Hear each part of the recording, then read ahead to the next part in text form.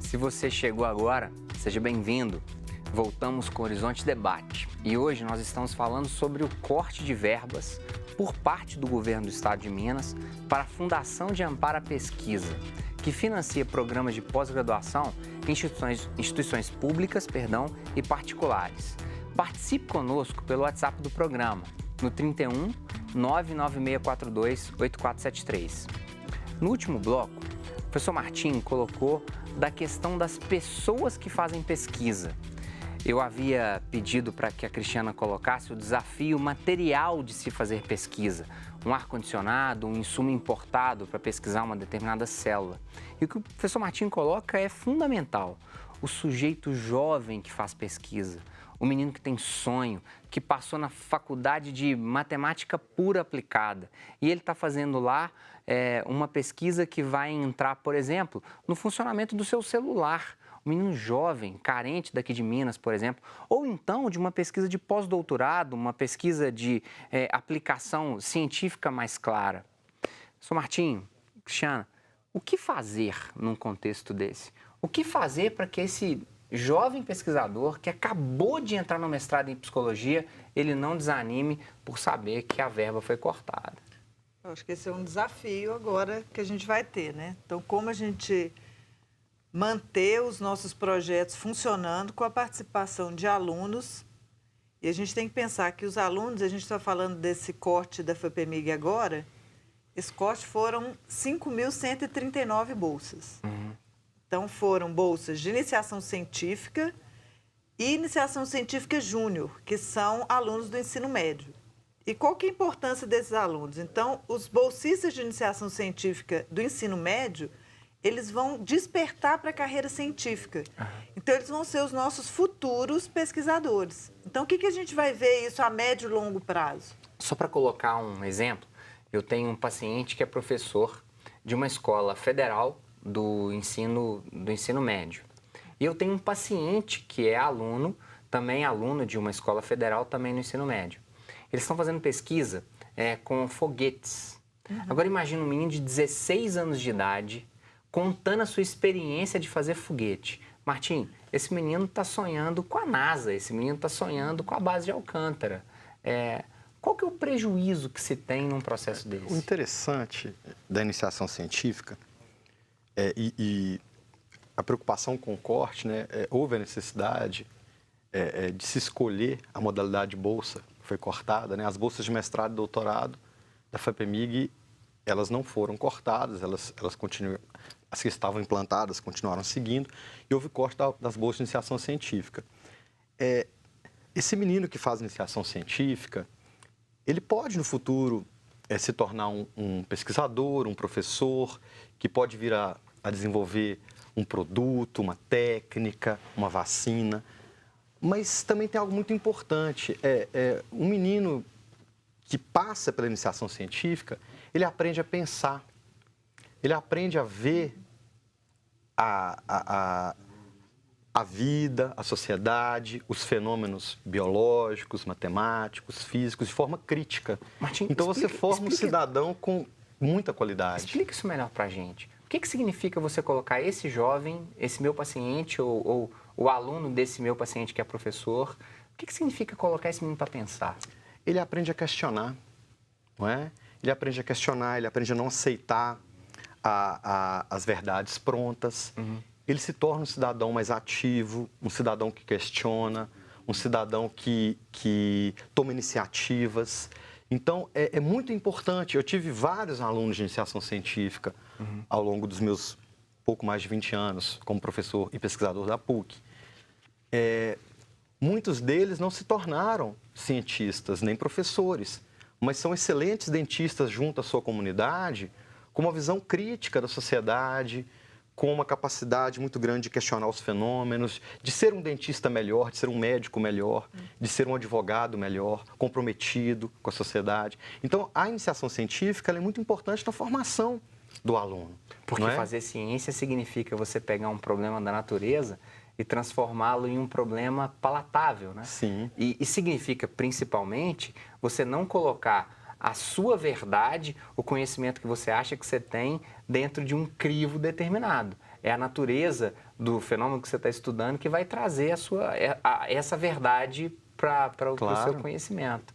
Cristiana, conta uma história para a gente, talvez, de alguém na iniciação científica que, se corta a bolsa, esse indivíduo não tinha chegado a uma pesquisa importante. Na verdade, a gente tem vários exemplos, né? Eu acho que a importância da bolsa, a gente pensar, uma bolsa de iniciação científica são R$400. Sim. E de ensino médio, R$100.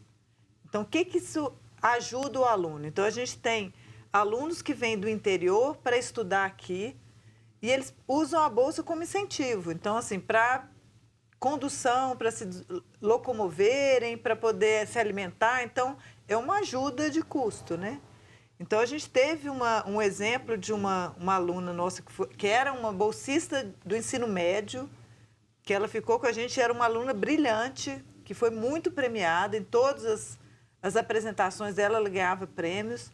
E quando ela concluiu o estágio dela, ela falou com a gente, falou assim, olha, vocês transformaram a minha vida, porque eu queria fazer engenharia, porque meu pai, a família dela fazia uma pressão, ela falou assim, agora eu decidi fazer química. Porque eu tenho perguntas que eu quero responder. Então, o que o Martim estava falando de questionar, de aprender a ver as coisas de forma crítica, porque hoje a informação está disponível nos celulares, em qualquer lugar. Agora, Cristiana, Martim, eu vou ser um pouco espinhoso em algumas perguntas, assim. Quando o telespectador, ele não sabe desses números, né? R$100 para o ensino médio, R$400 para a iniciação científica na graduação. Então, ele acha que nós estamos falando aqui, cortou 4 mil dos petistas que ficam querendo fazer pesquisa com os indígenas em volta lá da divisa de Minas com a Bahia, né? Assim, isso não interessa. Não, eu posso te dar alguns exemplos de pesquisa que interessam a qualquer um. Claro, então, mas, por exemplo... mas eu digo, quando o governador do estado é questionado em se eu não me engano, acho que foi na Rádio CBN, ele é questionado o que ele faria pela FUNED, a Fundação Ezequiel Dias, que também pesquisa questões de saúde de forma ímpar, importantíssima no Estado. O governador não sabia o que era a FUNED. O governador é um empresário de sucesso, uma pessoa que teve sucesso no caminho dele. Não sei se tem a obrigação de saber o que é FUNED, mas como um sujeito que estava na corrida para o governo do Estado, naquele momento ele não sabia o que era a FUNED. O que esperar de gestores desse tipo? Acho que a política relativa à educação, à ciência, tecnologia e inovação, ela tem que independer de partido político, né? Ela tem que ser uma política de Estado. Mas eu acho que o desconhecimento era algo desse tipo. Ele não sabia o que era. Sim, ele não sabia o que era, né?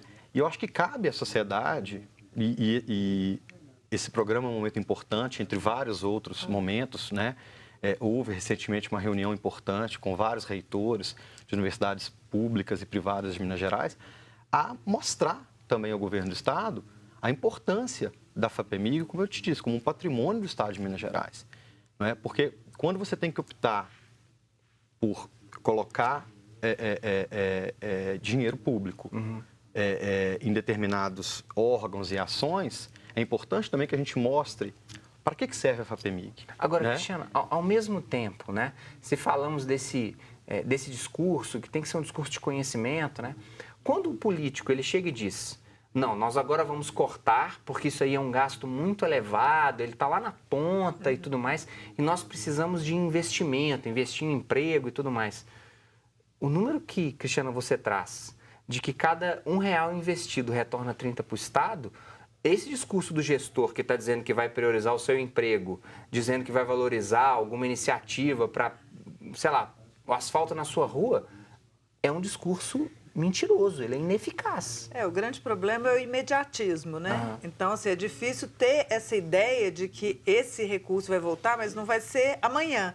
Então, ele fala assim, eu vou cortar que eu vou ter o dinheiro agora. Mas ele não consegue ver a longo prazo o resultado que essas pesquisas vão ter, né? Então, é muito importante a gente mostrar. Então, você falou daquela reunião que teve da Rede Mineira de Divulgação Científica. Sim. Então, o envolvimento deles agora é produzir material para mostrar exatamente o que a gente está discutindo, que ciência é investimento e não gasto.